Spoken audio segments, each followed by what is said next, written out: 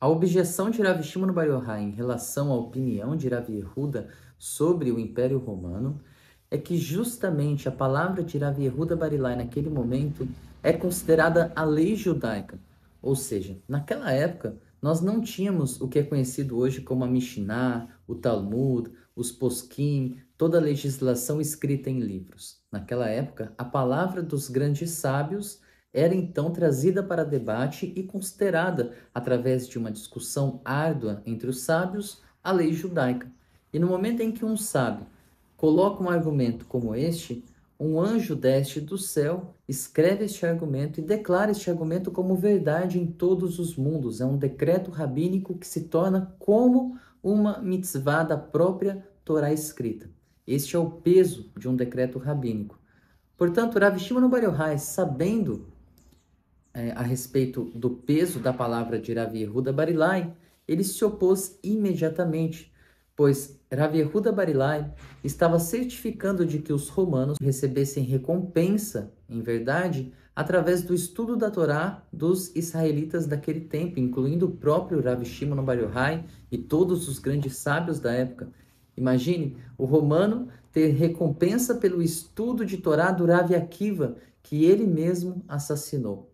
Isso é um absurdo. Rav Shimon Bar Yochai, portanto, se opôs imediatamente, pois aqui ele ensina que a intenção deve vir junto do cumprimento do mandamento divino.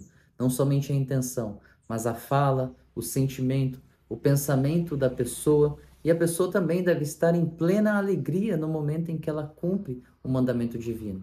Ou seja, os romanos não tinham nem mesmo como última intenção beneficiar os israelitas no seu estudo de Torá, beneficiá-los na sua comunhão com o seu Criador. De forma alguma, eles nem um momento pensaram nisso. Essa não era a intenção deles neste ato. A intenção com a infraestrutura, como foi dito, era desviar os israelitas da Torá.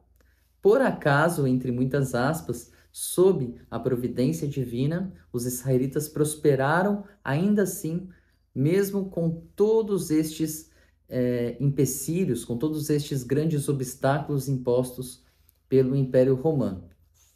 No momento em que Rav Shimon Bar Yochai se opôs, então abriu-se uma discussão entre os sábios e Rav Shimon Bar Yochai estava legislando que a mitzvah, para que ela seja cumprida, ela precisa ter estes aspectos, ela precisa ter não somente a ação, mas também o sentimento, o pensamento, a intenção, e a pessoa tem que estar feliz com aquilo que ela está fazendo.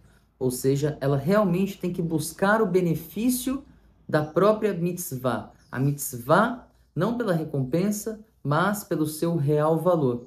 E de forma alguma os romanos fizeram o que fizeram buscando o benefício dos israelitas, buscando trazer infraestrutura para Israel por kavod, por honra à terra de Israel.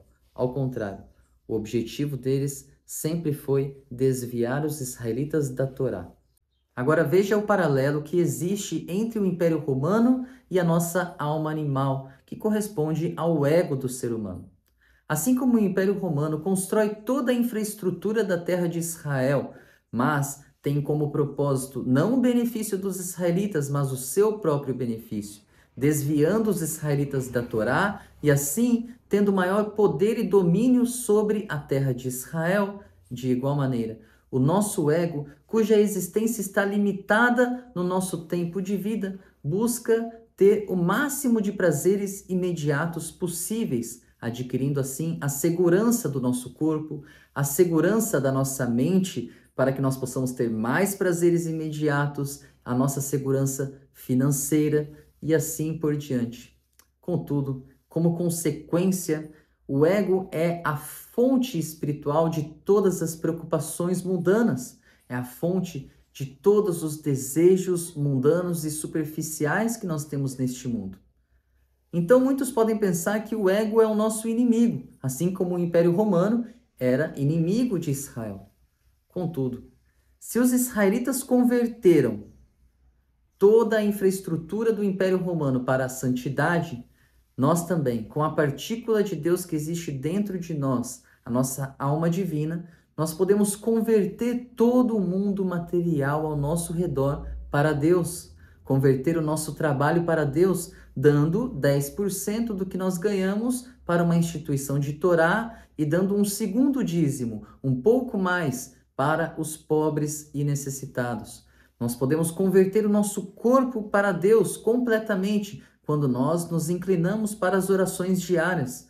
Nós convertemos a nossa cama para Deus quando nós fazemos o Modei Ani ao levantar da cama.